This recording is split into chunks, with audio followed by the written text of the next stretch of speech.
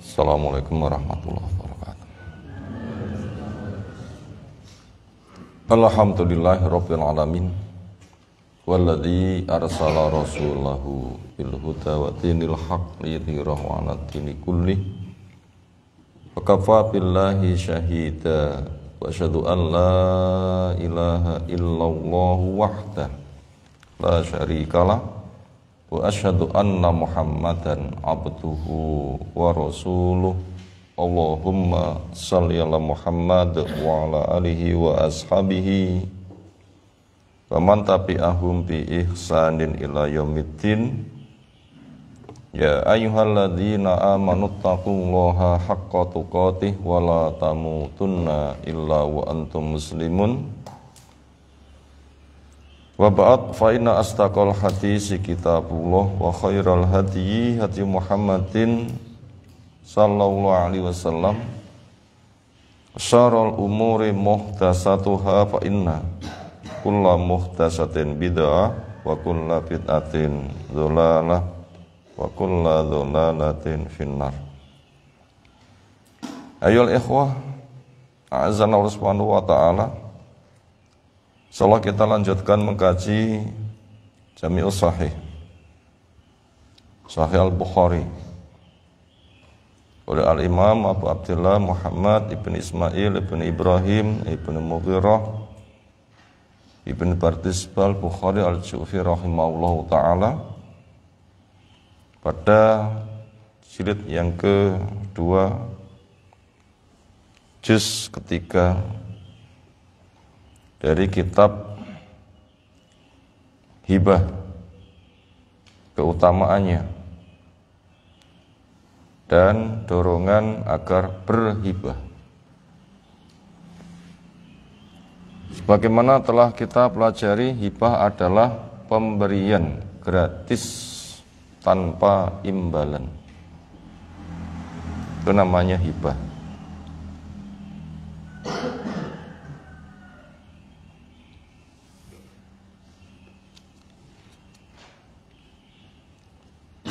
Yang kita juga sering berdoa dengan Rabbana hablana min azwajina wa dzurriyyatina qurrata ayun. Hablana itu juga cerita hibah, hibahkan untuk kami.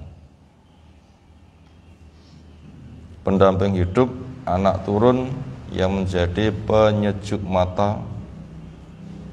Artinya mereka diberikan hidayah taufik, ilmu diterapkan dengan amal,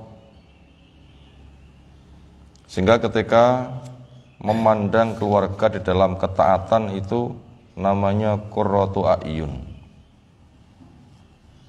Dan itu termasuk bagian hibah. Artinya hidayah taufik itu pemberian dari Allah. Manusia tidak bisa membuat hidayah taufik. Al-muwafaqatu bainal ilmi wal amal. Terjadi keserasian antara ilmu dan amal, itu dari Allah. Makanya kita minta Allah memberi, itu hibah gratis. Kemudian hidayah taufik sendiri pun juga bertingkat-tingkat dan nilainya pun juga bertingkat-tingkat. Punya ilmu, punya amal, tetapi dia riya, serasi antara ilmu dan amal tapi riya, ya tertolak.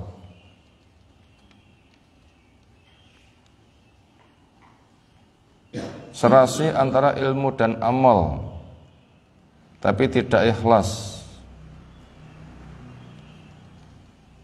Yang paling utama adalah serasi ilmu, amal, ikhlas, merasa indah, sehingga nanti akan istiqomah, akan teguh. Makanya kita yang pagi hari ini termasuk mendapatkan hidayah taufik, antara ilmu kita dan amal kita serasi, buktinya kita sudah datang di masjid untuk berjamaah, terjadi keserasian ilmu dan amal. Yang kita tingkatkan adalah keikhlasan, bersihkan dari riya, minta pada Allah supaya bisa taat itu terasa indah. Alhamdulillah saya bisa taat, semoga saya bahagia dengan ketaatan. Sehingga bila meresap mendarah mendaging bisa menikmati, itu nanti nggak akan bisa dipalingkan.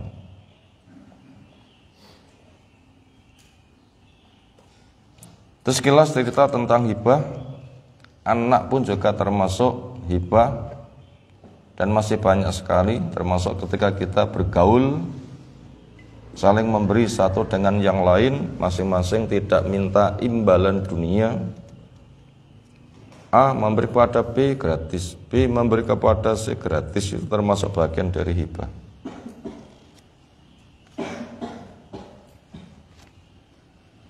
Kemarin sudah kita mulai satu pertemuan, sekarang apa babnya?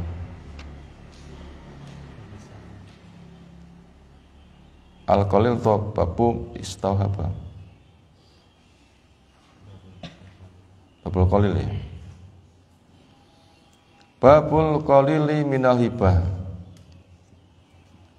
Bab cerita tentang walau barang itu sedikit dari harta yang dihibahkan.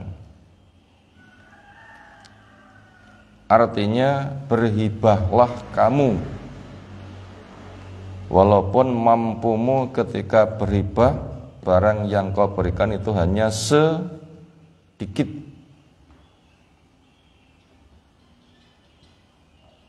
Jangan merasa menjadi sebuah standar berhibah itu harus banyak. Yang penting memberi berapapun jumlahnya tanpa minta imbalan, imbalan semata mintanya hanya kepada Allah, itu termasuk bagian dari hibah, sehingga semuanya punya kesempatan. Bahkan saking besarnya peluang, walaupun orang itu punyanya hanya sebisi dzarrah pun juga akan dinilai. May ya'mal misqala dzarratin khairan yarah. Misqala dzarrah, orang mengatakan sebiji sawi atau barang yang lebih kecil lagi. Bahkan untuk menjaga ketakwaan dengan sedekah termasuk juga punya mana hibah. Itu dengan kurma terbelah jadi dua. Ittaqin nar walau bisyikki tamrah, walaupun sedikit.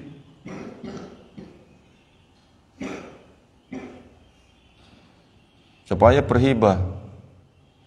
Karena yang Allah nilai itu bukan jumlahnya, tetapi ilmunya, pahamnya, tertariknya, niatnya, kerja kerasnya. Letak nilai itu ada di situ, bukan jumlah. Di mana letak nilai? Ilmu hatu. Kalau kita pengen sukses, cari kunci sukses. Satu, ilmu. Dua, paham. Sehingga majelis yang kita hadiri, ya kita berusaha paham, bukan sebatas ketok golek ilmu, tapi paham. Yang ketiga, tertarik. Banyak orang paham tapi enggak tertarik. Sementara Al-Quran maupun Sunnah apa yang tidak menarik? Ungkapan para sahabat apa yang tidak menarik? Makanya harus tertarik. Minta pada Allah, bikin saya rasa tertarik. Kemudian berniat, setelah itu bekerja keras. Satu langkah mulai bekerja ternyata mati, sudah sukses. Tadi maumu sedekah berapa? 10.000. Sehari kamu dapat penghasilan berapa? 40.000. Luar biasa, sedekahnya 1/4. Walaupun hanya 10.000. Berarti dia telah mengungkapkan, menyerahkan kekuasaannya, kekuatannya sampai 1/4 daya. Luar biasa. Walaupun hanya 10.000. Masih melangkah satu langkah, budal mancing mati. sudah sukses ya. Sehingga belum ada satu darah kayaknya, karena belum ada yang diserahkan, tapi sudah melangkah. Ya, daripada itu semuanya itu punya kesempatan untuk apa? Untuk berhibah. Nggak ada yang ketinggalan. Nggak ada yang ketinggalan. Semuanya, laki, perempuan, tua, muda, semuanya bisa. Ibu-ibu masak untuk tetangga walaupun hanya sebungkus botok.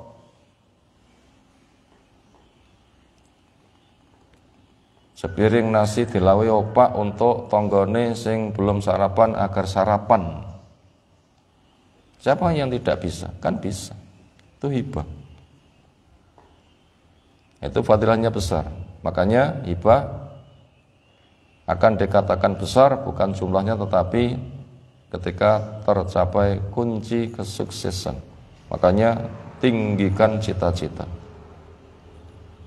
Tinggikan cita-cita. Nah, aku kawula alit isone ya mek semene. Nah, jangan begitu.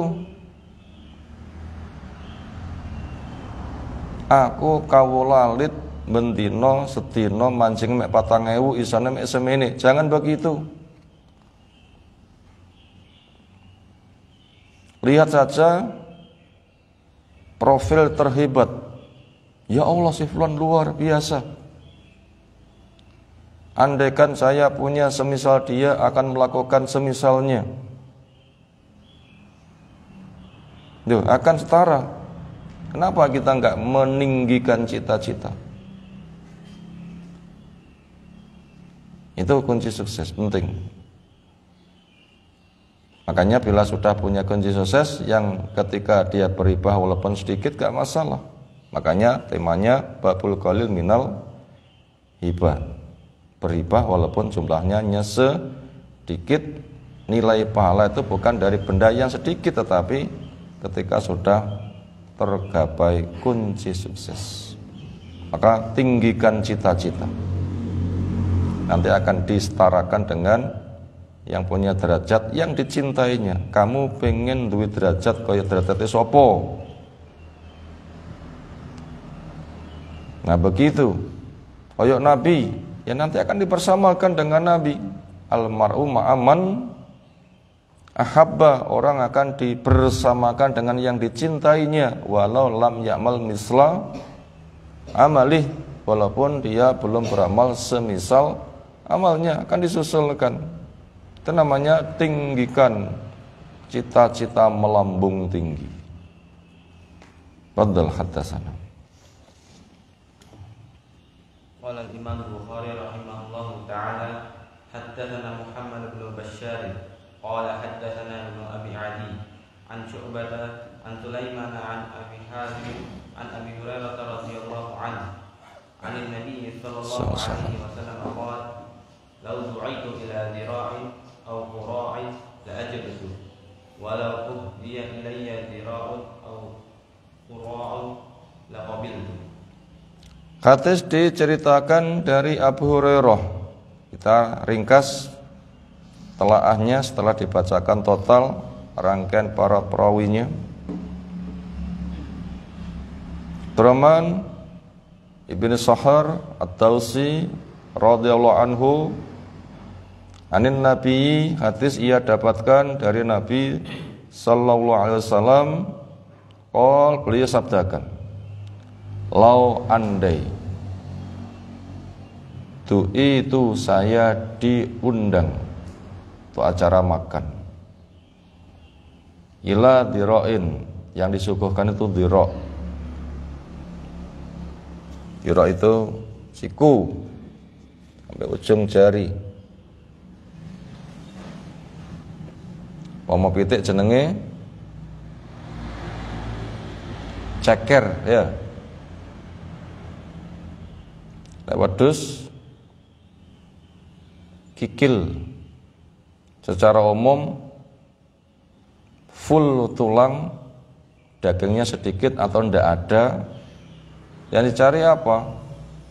Mungkin kulit atau ada sedikit daging, atau lemak, atau yang semisalnya. Artinya itu contoh sesuatu yang sedikit. Contoh sesuatu yang sedikit. Orang beli sapi akan menghitung dagingnya tidak di kaki. Orang beli sapi hendak menghitung dagingnya di mana? Sapinya tipis atau tebal? Bundar telur atau ngotak? Dagingnya banyak mana? Bundar telur sama ngotak? Kayak kotak gitu. Biasanya orang memandang daging bisa dipandang dari situ, nggak mikir dari ceker, kikil. Nah, ini menunjukkan itu bahasa yang sedikit dari barang yang dihibahkan. Andaikan saya diundang makan yang disuguhkan dhira', kaki depannya kambing, al-qura', atau kaki belakangnya kambing, lutut ke bawah tentunya, secara umum nggak ada dagingnya. Lajab tuh akan saya sambut, akan saya hadiri. Berarti kalau gitu bisa digambarkan yang mengundang masyarakat berekonomi lemah, yang diundang adalah topnya anggota masyarakat. Ternyata saking pentingnya hibah, semuanya dihimbau, maka orang topnya mempelopori. Yang kadang ada pemikiran, mosok nyaosi Nabi mek koyo ngono gak pantes. Mungkin ada pemikiran seperti itu. Ya awake dhewe ngono ki mangan ngono ki ya gak apa-apa, mosok Nabi dicaosi mek koyo ngono. Kadang itu menganggap kecil, makanya langsung dihimbau, dimotivasi, gali potensi. Karena pentingnya hibah, kemampuan di dalam mencari rezeki kecil gak jadi penghalang, karena kesuksesan bukan dari jumlah yang dihibahkan, tetapi nilai hibah adalah berada pada kunci sukses. Sehingga ada orang miskin lebih sukses daripada orang lebih kaya daripada Fir'aun dan Qarun. Nah begitu, dan seterusnya. Makanya bisa jadi 1000 bisa mengalahkan 1 miliar. Tinggal punya kunci sukses apa enggak. Nah gitu. Semuanya punya kesempatan, berlombalah. Jangan pesimis, jangan kecil hati. Semuanya punya kesempatan jadi orang terhebat. Karena majikan kita Allah, bukan makhluk. Dan Allah ketika memberikan penilaian ada caranya, bukan cara makhluk. Nah begitu. Walau uhdiya, andaikan dihadiahkan ilayya kepada saya dhira'un au qura', kaki depan kambing atau kaki belakang kambing, la qabiltu, niscaya akan saya terima. Siapapun ketika mendapatkan hadiah, jangan memandang berapa yang diberikan. Oh yang ngono wah wong, jangan begitu. Kadang komentar gitu ya, cuma gitu diberikan pada orang. Jangan begitu, terima. Yang kita sambut paling utama itu bukan pemberiannya, yang paling kita sambut itu menghargai semangat dia bersedekah. Reganono dia telah bekerja keras. Karena kunci sukses itu berada pada kerja kerasnya, bukan berapanya. Penting ini. Kerja kerasnya, bukan berapanya. Makanya walaupun Nabi SAW diberikan hadiah dhira' atau qura' akan diterima. Dan kehidupan kita sehari-hari bisa yang seperti itu. Ceker untuk apa? Ya bikin sop, kuahnya banyak, isinya apa? Rasa daging sebatas ceker ya. Sing yang lain ya dedaunan. Yang penting nanti bumbunya cocok, pas panas-panas, kan sudah luar biasa. Kemudian apabila orang itu mau meresapi, menghargai, tidak merendahkan, ternyata pada ceker itu sendiri, itu kandungan gizinya ternyata malah luar biasa. Artinya apa? Artinya bila orang itu tidak ada rasa merendahkan, tapi yang ada rasa penghargaan, keikhlasan, kerja keras, maka barang yang kecil bisa berfaedah besar. Sebatas mek ceker ternyata ada kandungan gizi yang luar biasa. Ketika digali begitu, makanya segala sesuatu bila digali itu mesti banyak maslahatnya. Tinggal kadang orang itu hanya terpaku kepada pandangan sebentar, belum mengadakan pendalaman. Kadang mengedepankan dzon, dikira nggak ada, padahal belum tentu, pas sudah digali. Makanya agar ada kecenderungan menggali, maka itu diawali dengan penghargaan dulu. Apa ya hikmah dibalik ini semuanya? Padahal semua yang Allah cipta itu tidak ada yang kosong dari maslahat.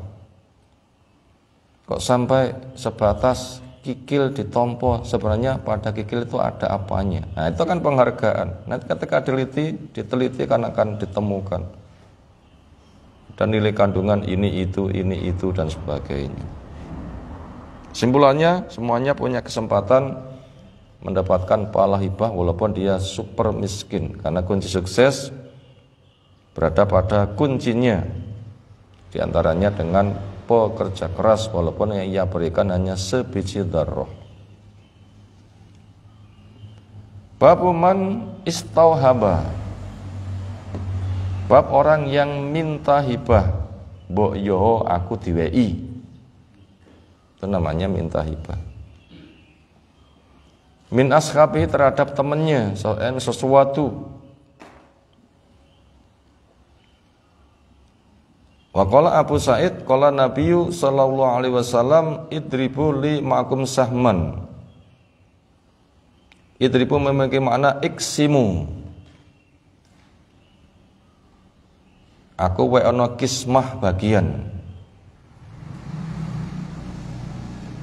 Ma'akum bersama kalian sahman satu bagian. Ini menunjukkan Nabi minta, aku ditumi ya. Nah, begitu. Itu namanya minta. Bolehkah minta hibah? Aku dumono, aku wae ono, aku ngenge ono, beri saya. Bolehkah minta hibah?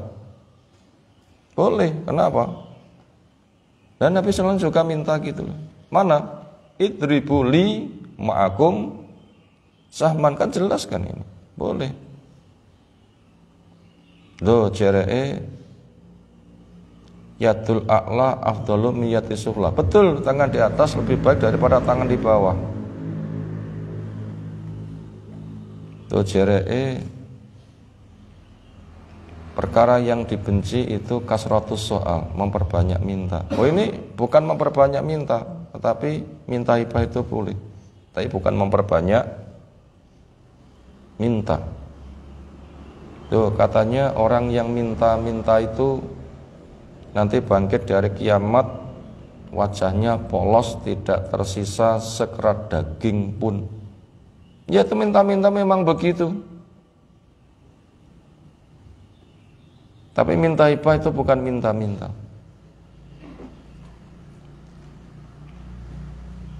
Kalau begitu bagaimana? Ternyata di sini ada perinciannya. Ada orang dikenal dermawan. Ketika ada orang datang minta tolong, sangat suka membantu. Bahkan malah suka memberi. Bahkan ketika pemberiannya diterima, sewenenge pol.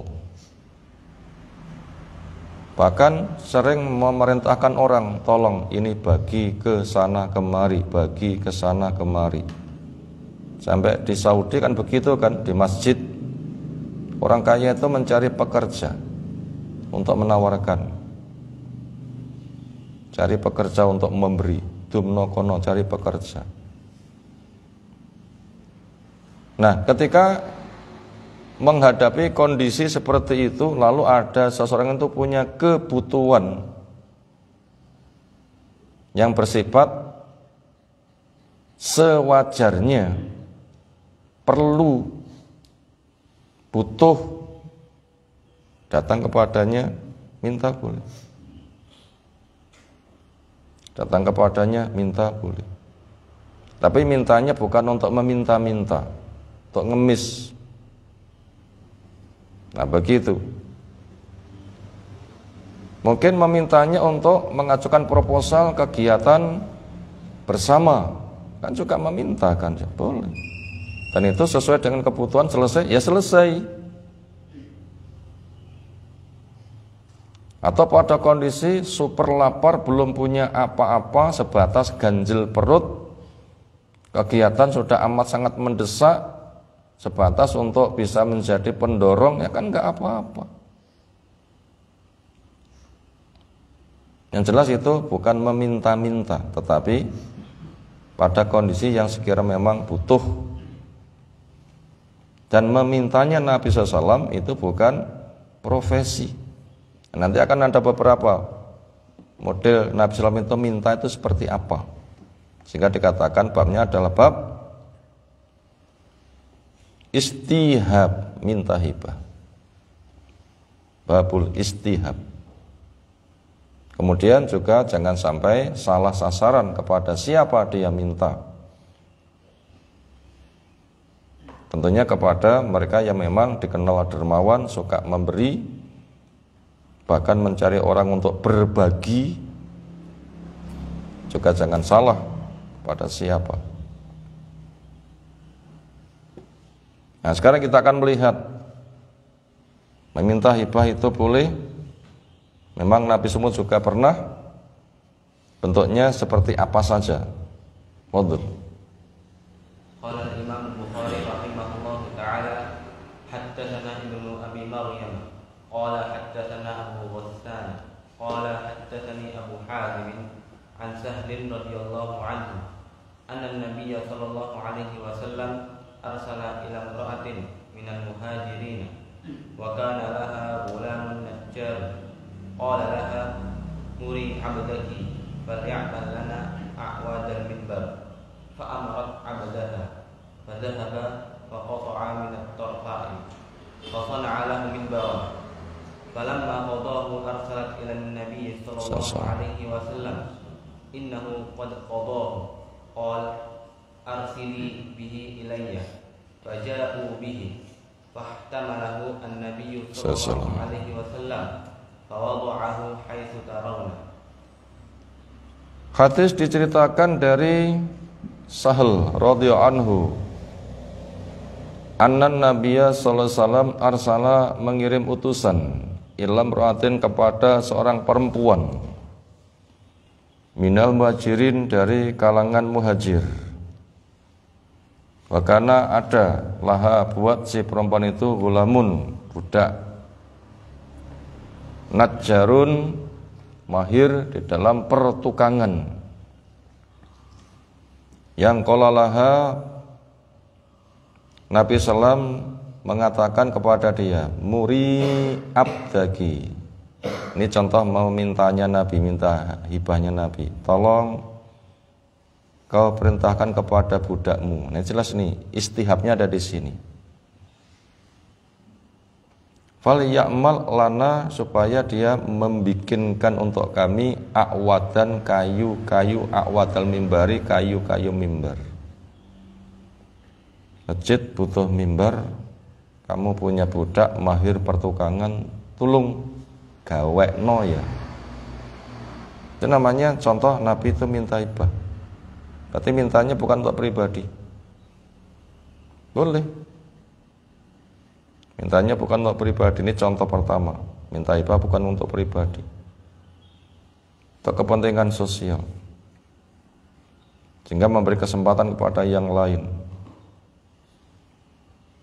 Akhirnya fa'amarat, ia pun juga memerintahkan abdaha, budaknya, fadhahaba, ia pergi ke hutan atau ke tempat di sana ada kayu.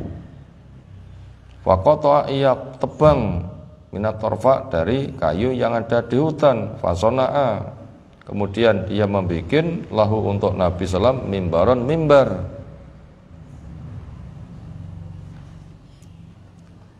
Di kesempatan yang lain memang dia pernah menawarkan. Akhirnya ada momen yang pas diterima penawarannya. Makanya ketika kita hendak mencari sumbangan kepada orang yang memang berpotensi, nah begitu, kepada orang yang berpotensi. Dari mana mengetahui kok berpotensi? Memang suka berbagi, atau memerintahkan orang untuk berbagi, atau memang jelas menawarkannya.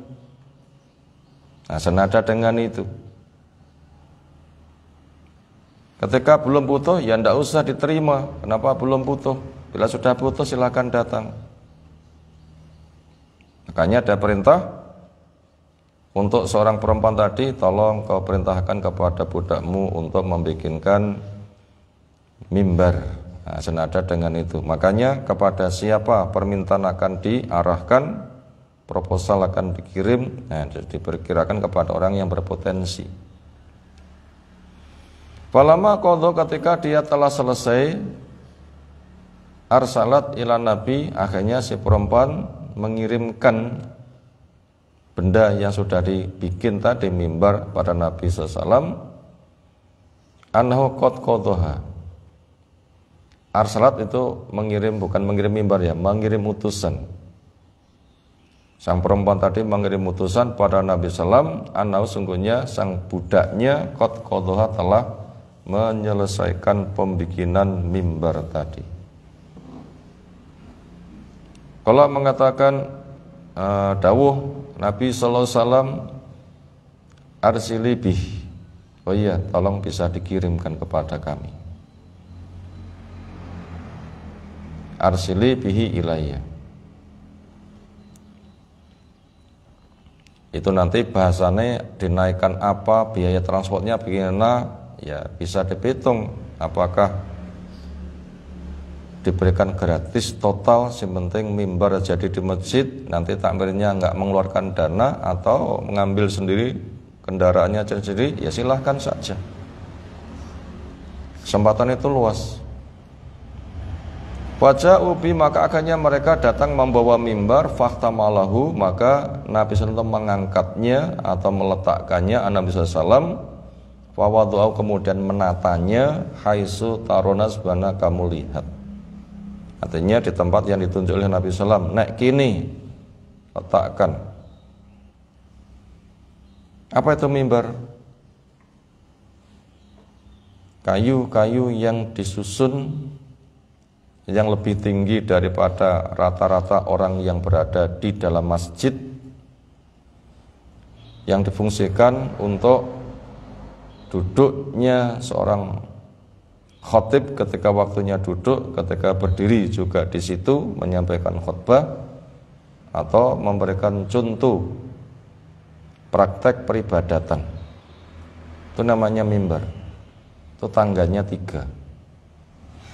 Tangga terakhir tempat duduk, tangga tengah landasan kaki, tangga pertama tumpuan naik dari lantai ke atasnya. Nanti biar melangkahnya gak terlalu tinggi, maka ada tangga pertama. Kira-kira berapa ketinggian mimbar? Yang jelas lebih tinggi daripada makmumnya, jamaahnya. Misalnya satu tangga itu 15 atau 20 cm. Akhirnya sekitar 30-an cm. Lebih tinggi daripada yang lain. Kemudian tempat duduknya ya sebagaimana tingginya kelasnya kursi di tangga yang kedua. Kurang lebih begitu bentuk mimbar yang ada. Bentuk mimbar yang ada. Bertangga 3. Kalau banyak bagaimana, wallahu a'lam. Yang jelas di sana sini juga ada yang banyak. Makanya kita membuat yang standar saja sehingga gak banyak masalah.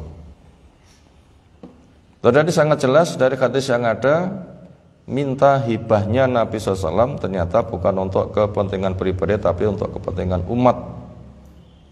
Dicarikan orang yang memang dermawan, bahkan menawarkan, sehingga maslahat bisa bersifat menyeluruh. Kesimpulannya membuat proposal untuk kerjasama itu diperbolehkan, sehingga antara panitia bersama jamaah semuanya punya saham di dalam kesuksesannya. Tapi yang jelas itu tidak digunakan sebagai kesempatan minta-minta, karena ada orang bawa proposal ternyata itu memang mental pengemis, asli pengemis. Jeree kru dari anu ternyata itu didum dewi, ada itu banyak, tak boleh. Terus hadis berikutnya. Qala Imam Bukhari rahimahullah taala haddatsana Abdul Aziz ibnu Abdullah qala haddatsani Muhammad bin Ja'far an Abi Hazim an Abdullah bin Abi Qatadah Sulami an Abi radhiyallahu anhu qala kuntu yawman jalisan ma'a rijalin min ashabin Nabi sallallahu alaihi wasallam fi manzilin fi tariqi Makkah. Rasulullah sallallahu alaihi wasallam nazilun amamana wal qaum muhrimuna wa ana ghairu muhrimin fa absaru himaran wahshiyan wa ana mashghulun akhsifu na'li falam yu'dinuni bihi wa ahabbu law anni absartu faltafattu fa absartuhu fa kuntu ila al-farasi fa asrajtuhu ثم ركبت ونسيت الصوت والرمح فقلت له ناولوني الصوت والرمح فقالوا لا والله لا نعينك عليه بشيء فغضبت فنزلت فأخذتهما ثم ركبت فشددت على الحمار فعقرته ثم جئت به وقد مات فوقعوا فيه يأكلونه ثم إنهم شقوا في أمرهم إياه وهم حرم فرحنا وخبأت العبد معي فأدركنا رسول الله صلى الله عليه وسلم وسألناه عن ذلك فقال معكم منه شيء فقلت نعم فناولته العبد فأكله حتى نفذها وهو محرم وحدثني به زيد بن أسلم عن عطاء بن يسار عن أبي قتادة عن النبي صلى الله عليه وسلم. Berikutnya hadis diceritakan dari Abu Qatadah As-Sulami an abihi radhiyallahu anhu qol kuntu yauman, ada saya di suatu hari jalisan duduk ma'arijalin bersama beberapa orang min ashabin Nabi, di antara sahabat Nabi sallallahu alaihi wasallam fi manzilin, di sebuah tempat singgah fi tariqin, yang ada di perjalanan.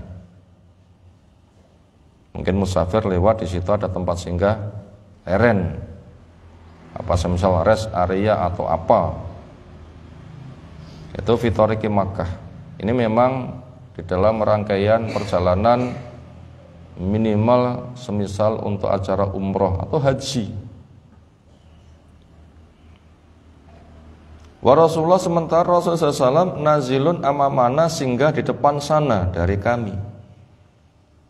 Wala kaum, sementara kaum muhrimun, rata-rata mereka berihram. Kalau untuk kasus ini berarti ini diduga pada tahun 10 kenabian, perjalanan haji wada, karena bersama Nabi SAW.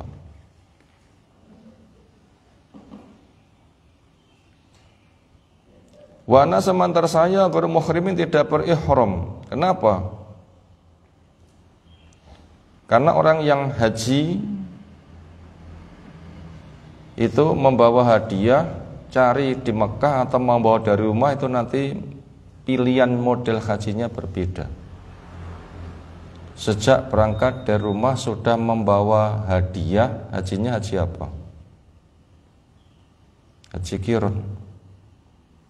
Dari rumah tidak membawa hadiah, hadiahnya cari saja nanti di waktunya, sehingga ketika berangkat belum seperti itu, belum terikat, hajinya haji apa? Haji tamattu.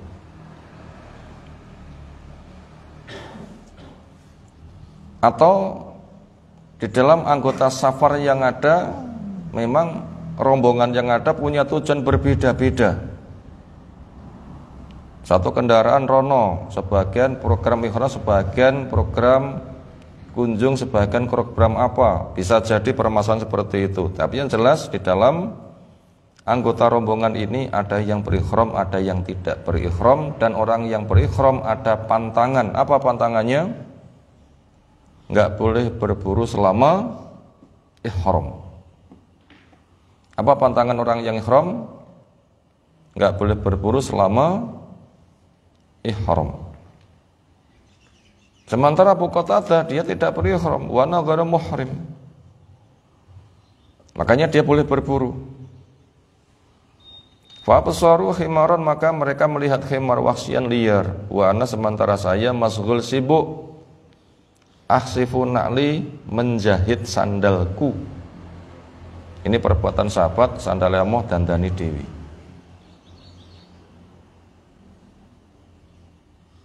Kenapa? Mandiri. Karena Nabi SAW juga pernah menjahit sandalnya sendiri. Bila memang bisa longgar silahkan, itu paling simple. Apalagi yang lain itu sedang repot, apalagi penjahitnya sedang nggak ada. Itu serba bisa.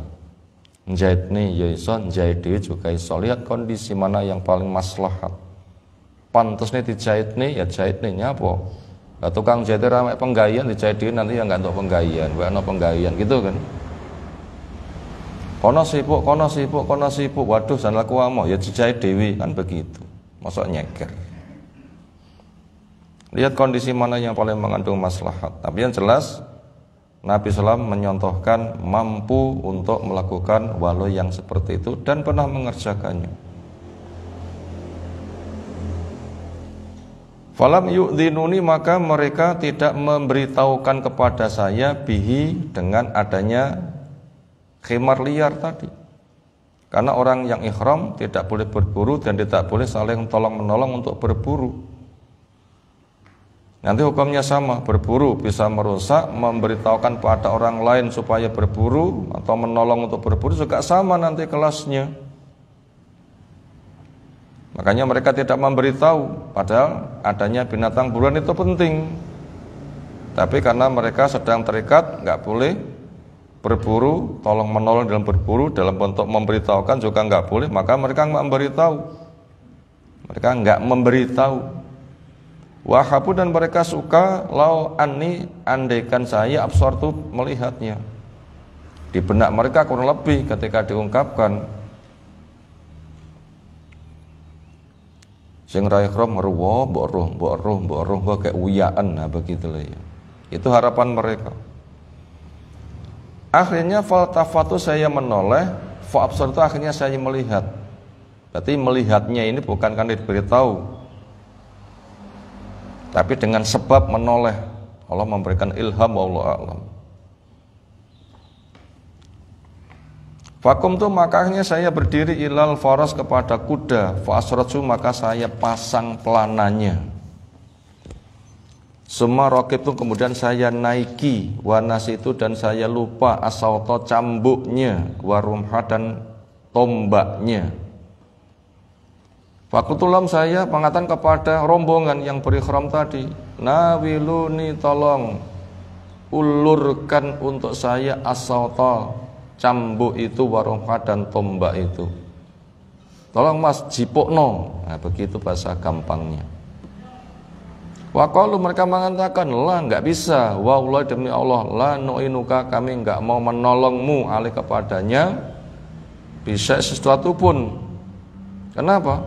Orang berihram enggak boleh berburu dan enggak boleh tolong menolong untuk program berburu, sampai mengambilkan cambuknya enggak boleh. Kenapa? Membantu berburu, nanti hukumnya sama berburu itu. Faghadibu maka saya marah. Panazal itu akhirnya saya turun sendiri. Fakhatu saya ambil keduanya. Fakhatuhuma. Sumarok itu kemudian saya naiki kendaraan. Fasyadatu saya kejar. Al-himar kepada himar liar tadi. Fakhatu maka saya bisa menangkapnya, membunuhnya. Summa ji'tu bihi kemudian saya datang dengannya. Wakot mata di mana dia telah mati, berarti terlempar dengan tombak, mak jeleb kena sampai di situ ternyata sudah mati. Halal kalau begitu buruannya. Melepaskannya dengan bismillah. Ketika binatang buruan belum mati, sembelih. Ketika sudah mati, halal. Kenapa? Karena berburu sudah dilukai, mengalir darah, melepaskannya dengan bismillah. Fawaqobi maka mereka mengerubuti kepadanya, fayakulun akhirnya makan. Artinya Abu Qatadah setelah mendapatkannya kemudian dikuliti, dimasak, orang-orang diberitahu ini ada rezeki, sini makan. Dia menghadiahkan. Berarti orang yang berihram tidak boleh berburu tetapi boleh menerima hadiah binatang buruan. Orang berihram tidak boleh berburu, tidak boleh membantu berburu, tetapi boleh menerima hadiah binatang buruan dari orang yang boleh berburu. Buktinya mereka makan, semua kemudian namsyaku mereka ragu fi aklihim. Loh, ini jane oleh apa ya? Kok kayak mirip-mirip, berburu ndak boleh, membantu ndak boleh. Kalau makannya kok gek-gek ra oleh. Tapi kan kabar dapat tadi ya, ada sak di situ.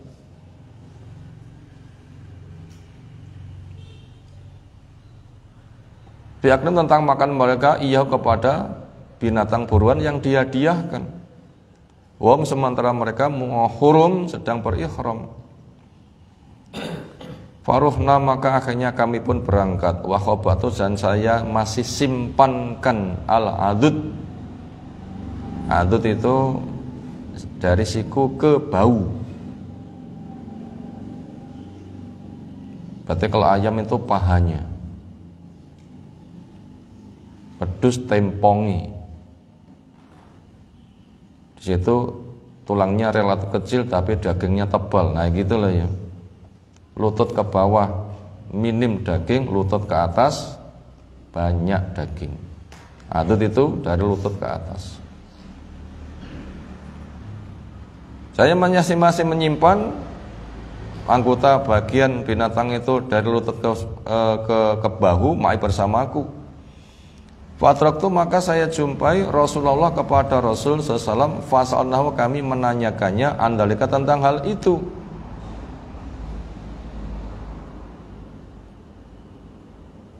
Orang-orang ragu, mereka jelas tidak berburu, juga tidak membantu, cuma mereka saya beri hadiah dari binatang buruan. Buat saya sendiri tidak ikhram jelas boleh. Nah, kepada mereka yang sedang ikhram boleh apa enggak? Mereka ragu, mereka tanya kepadamu bagaimana hukumnya. Pakola maka model jawaban Nabi SAW begini. Ma'akum min husyai bersama kamu dari binatang buruanmu tersisa sesuatu. Waktu na'am nggih ngasih ini. Fa nawaltuhu maka ku haturkan kepada Nabi, ku serahkan, ku berikan kepada Nabi sallam al-adud. Dari siku ke bawah tadi diserahkan, dicaosni, diberikan, dihadiahkan pada Nabi sallam. Fakala maka akhirnya Nabi memakannya. Ini jawabannya menggunakan pekerjaan, enggak usah dijawab boleh, tapi cukup dengan ikut makan. Nah, sudah lebih gamblang, bukan sebatas boleh malah ikut menikmati. Berarti jelas kebolehannya menerima hadiah dari binatang buruan buat orang yang tidak berburu. Fakala sama akhirnya beliau memakan hatta nafata menghabiskannya. Wawa sementara Nabi sendiri muhrimun ikhram. Fahadasani Zaibi Zaidun ibnu Aslam an Atha ibnu Yasar an Abi Qatadah anin Nabi sallallahu alaihi wasallam. Akhirnya dari hadis ini di mana letaknya ketika disesuaikan dengan bab istihab minta hibah, di mana yang jadi pembahasan? Dari lafadz apa? Siapa tahu? Nah ini ma'akum min syai'. Apakah bersama kamu masih ada sesuatu darinya? Itu tanya. Tapi itu memiliki makna si aku weono kan gitu kan ya. Masih ya aku dumono. Kan seperti itu maknanya. Itu namanya istihab min. Seperti itu boleh. Kenapa? Ya memang butuh makan. Jelas kan butuh makan, kata saya safar kan butuh makan kan beberapa kalinya terbatas, bukan untuk memperbanyak minta, tapi kebutuhan yang wajar. Dan orang yang memberi memang dikenal sebagai orang yang dermawan, tidak marah, bahkan bahagia. Makanya minta hibah pada kondisi kayak begitu hukumnya diperbolehkan.